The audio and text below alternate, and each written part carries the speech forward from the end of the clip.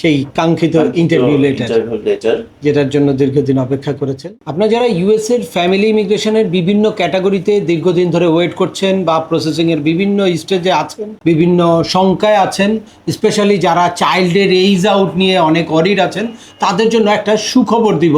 এই যদিও এখন খুব একটা খারাপ সময়, আপনারা অনেকেই হতাশার মধ্যে আছেন যে ভিসা পজ, তার মধ্যেও যে কেস এক্সপার্ডাইট হচ্ছে, এই জিনিসটা হয়তো আপনাদেরকে কিছুটা আশার সঞ্চার করবে। রিসেন্টলি আমাদের একজন ফলোয়ার, যিনি তার কেসটা অটো এক্সপার্ডাইট হয়েছে তার চাইল্ডের এইজ আউট হওয়ার কারণে, আর পাশাপাশি ওনার এরপর ইউএস এমবাসি ঢাকা থেকে একটা ইন্টারভিউ লেটারও ইস্যু হয়েছে। তো এই ইন্টারভিউ লেটারটা কবে ইস্যু হলো বা খুব শর্ট টাইমে ইন্টারভিউ লেটার পেলে সেক্ষেত্রে আপনাদের কি করণীয়, বা কারা এখন অটো এক্সপার্ডাইট হচ্ছে কোন কেসগুলো, সেই জিনিসটা ক্লিয়ার আলোচনা করব আজকের এই ভিডিওতে। চলুন শুরু করা যাক। তার আগে বলে নিচ্ছি, যারা আমাদের চ্যানেলে নতুন বা আমাদের চ্যানেলটি এখনও সাবস্ক্রাইব করেননি, please hit the subscribe button.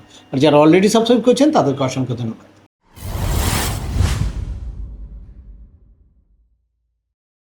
Welcome back. আপনাদের সাথে আছে আমি সিম আমিনুল বাহার। আমাদের এই চ্যানেলে ইউএসের ইমিগ্রেশন ভিসার I-130 পিটিশন ফাইল করা থেকে শুরু করে একদম ইন্টারভিউর প্রিপারেশন পর্যন্ত details step by step information আছে। অ্যাট দ্য সেম টাইম এই ইমিগ্রেশন রিলেটেড বিভিন্ন আপডেটগুলো আমি প্রতিনিয়ত দেওয়ার চেষ্টা করি এবং রিয়েল এক্সাম্পল সামনে নিয়ে আসি, যাতে আপনাদের এই জার্নিটা সহজ হয় এবং আপনারা ক্লিয়ার একটা ধারণা পান যে কোন স্টেজে আপনাদের কি করতে হবে, বা এই জটিল জিনিসগুলোকে একটু সহজ করার চেষ্টা করি যাতে আপনাদের দুশ্চিন্তা কেটে যায় বা আপনারা সহজেই এই ইমিগ্রেশন জার্নিটা ফেস করতে পারেন। সেরকমই একটা স্টেজে আজকে আমরা সরাসরি এক ভিউয়ার্স, যার কেসটা অটো এক্সপার্ডাইট হয়েছে এবং সে খুব অল্প সময়ে একটা ইন্টারভিউ লেটার পেয়েছে, তো যেটা নিয়ে উনি একটু অরিড যে এত অল্প সময়ে ইন্টারভিউ লেটার পেলে আমি কি করব, সেই আনসারটা দিব। প্রথমে ওনার মুখ থেকে শুনবো যে এই কেসের স্টেজগুলো কি ছিল বা কবে ওনার কেসের প্রায়োরিটি ডেট ছিল, কবে ডকুমেন্ট কোয়ালিফাই। জি আসসালামু আলাইকুম। আমি আব্দুল্লাহ আল কাফি। আমাদের পিডি ছিল, প্রায়োরিটি ডেট ছিল 2007 1 আগস্ট, এবং আমাদের ডকুমেন্টের কোয়ালিফাই করে 2024 অক্টোবর 28 অক্টোবর 2024। এরপরে আমরা 60 ডেজ মেল পেতে থাকি। চতুর্থবার মেল পর্যন্ত আমরা পেয়েছি। এরপরে নভেম্বর 6, 2025 আমরা অটো এক্সপায়ারি লেটার পেয়েছি। তো এরপরে ন্যাশনাল ভিসা সেন্টার থেকে ন্যাশনাল ভিসা সেন্টার জানানো হয় যে আপনার কেসটা অটো এক্সপায়ারি হয়েছে এবং তারা এই কেসটা ঢাকা এমএসিকে পাঠিয়ে দিয়েছে। তো এরপরে আমরা খুব উদ্বিগ্ন আকারে, আমার ছেলের যেহেতু 6 মার্চে ওর এজ আউট হয়ে যাচ্ছে, কিন্তু এরপরে কোনো খবর নাই। ঢাকা থেকে সাথে সাথে তো একটা মেইল দিয়েছে যে ন্যাশনাল ভিসা সেন্টার থেকে কেসটা ট্রান্সফার হয়েছে, আমরা তোমাকে দ্রুততম সময়ে ইন্টারভিউ লেটার দিচ্ছি, এরকম একটা মেইল দিল। তারপর বাট এরপরে আর কোনো খবর নাই, পাচ্ছি না। তো আমরা খুব অরিড হয়ে ছিলাম যে আসছে না কেন। এখন আপনি একটা ভিডিওতে বলেছিলেন যে 30 জানুয়ারিতে লেটার পেয়েছে, ইনভাইটেশন লেটার পেয়েছে, এবং 6 মার্চে তাদের ইন্টারভিউ কল করেছে। তো এখন অটো এক্সপায়ারি লেটারে দেখা যাচ্ছে যে 40 ডেজের মধ্যে তারা ইন্টারভিউ লেটার পেয়ে যায়, বাট আমার ডেট ওভার হয়ে যাচ্ছে। রিসেন্টলি গতকালকে 4th ফেব্রুয়ারি 2026 ফাইনালি আমরা কাঙ্ক্ষিত ইন্টারভিউ লেটার 18 ইয়ার্স আমরা যেটা অপেক্ষা করছিলাম, 18 ইয়ার্স, এটা আমাদের সেই কাঙ্ক্ষিত ইন্টারভিউ লেটার যেটার জন্য দীর্ঘদিন অপেক্ষা করেছেন অনেকেই, আপনারা অপেক্ষায় আছেন। আমাদের ইন্টারভিউ ডেট 16 ফেব্রুয়ারি 2026।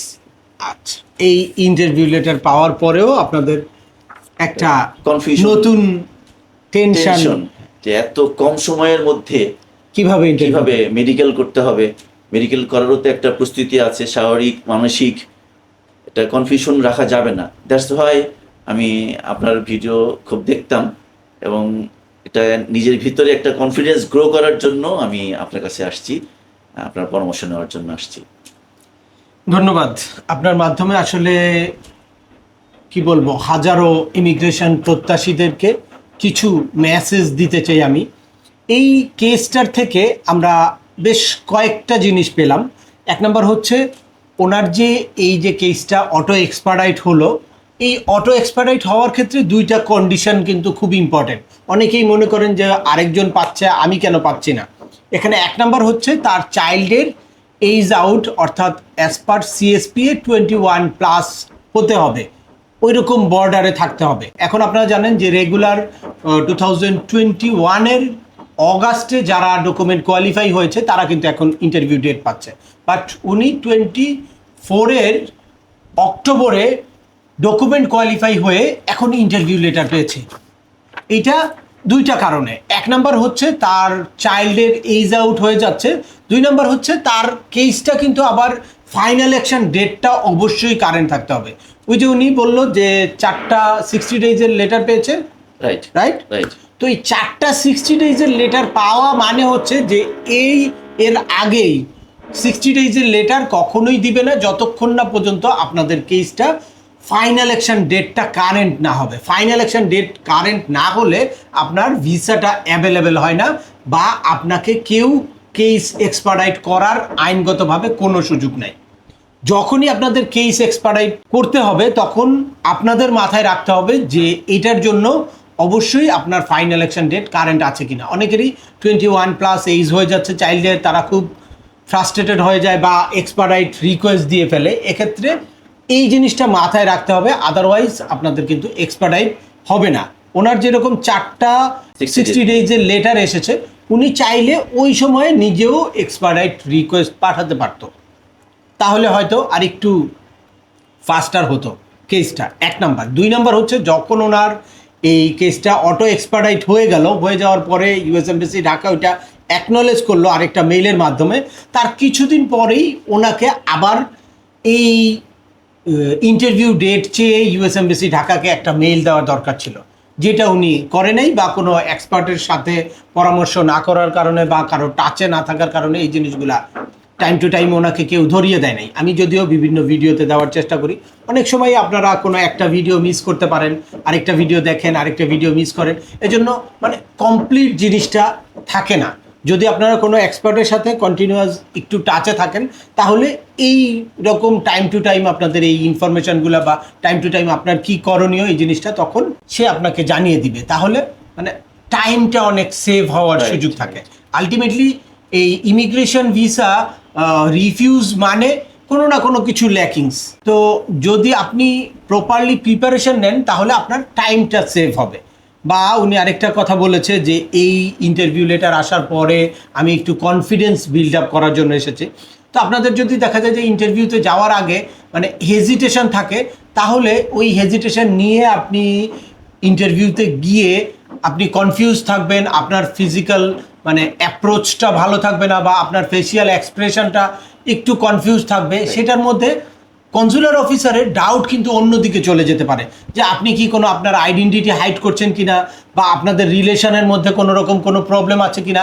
এই জিনিসগুলো নিয়ে তারা যদি কনফিউজড হয় তাহলে তারা কিন্তু আবার কেসটাকে অ্যাডমিনিস্ট্রেটিভ প্রসেসিংয়ে ফেলে দিতে পারে।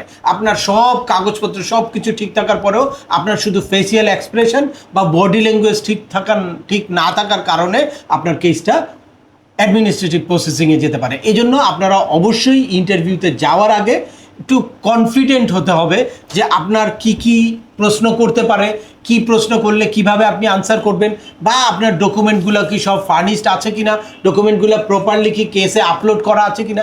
এই জিনিসগুলো অবশ্যই আপনারা যার মাধ্যমে প্রসেসিং করেন তার সাথে অথবা যে কোনো এক্সপার্টের সাথে পরামর্শ করে এই জিনিসগুলো ক্লিয়ার হয়ে নেবেন। তাহলে এই সময়ে এত দীর্ঘ জার্নিটাতে আরও কমপ্লিকেসি অ্যারাইজ করতে পারে, সেই জায়গা থেকে আপনারা সেফ হতে পারবেন নিজেকে, বা কেসটাকে সেভ করতে পারবেন।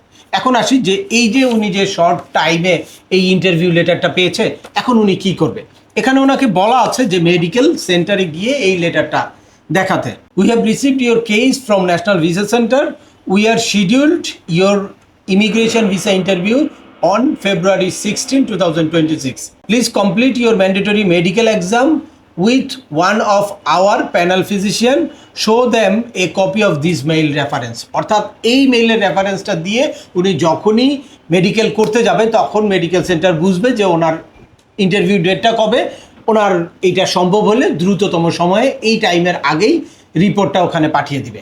যদি মানে এক্সট্রা কোনো ইস্যু না থাকে তাহলে এর মধ্যেও হয়ে যেতে পারে, যদিও 3 উইকস আগে আপনাদের অবশ্যই মেডিকেল করতে হয়, এটা হচ্ছে তাদের টাইম ফ্রেম দেওয়া আছে। কিন্তু যদি যখন দেখবে মেডিকেল সেন্টার যে আপনার ইন্টারভিউটা খুব কাছাকাছি সময়, তখন তারা ওই টাইমের মধ্যেই আপনার মেডিকেল রিপোর্টটা দিয়ে দিবে। আর যদি নাও দেয় তাও আপনি ইন্টারভিউতে অ্যাটেন্ড করবেন, আপনি জাস্ট মেডিকেলটা দ্রুততম সময় করে আদার্স সব কিছু ফার্নিশ করে দেন আপনি ইন্টারভিউতে অ্যাটেন্ড করবেন।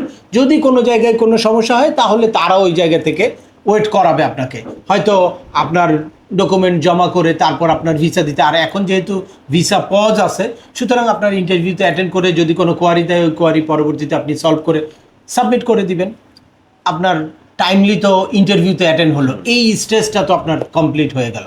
তবে অবশ্যই প্রপার প্রিপারেশন কি আপনি অবশ্যই দেখতে হবে আপনার পুলিশ ক্লিয়ারেন্স আপডেট আছে কিনা, আপনার ফাইন্যান্সিয়াল ডকুমেন্ট কি কেসে আপলোড করা আছে কিনা, আপনার লেটেস্ট পাসপোর্টগুলো কি কেসে আপলোড করা আছে কিনা, তারপর আপনার আদার্স যেই রিলেশনশিপ প্রুফ করা এই সংক্রান্ত আমার হিউজ ভিডিও আছে, ভিডিওগুলো দেখবেন। রিলেশনশিপ প্রুফ করা বা আদার্স ডকুমেন্ট একটার সাথে আরেকটা সব কিছু ম্যাচ করা আছে কিনা এই জিনিসগুলো দেখে কনফিডেন্টলি তারপর আপনাকে ইন্টারভিউতে অ্যাটেন্ড করতে হবে।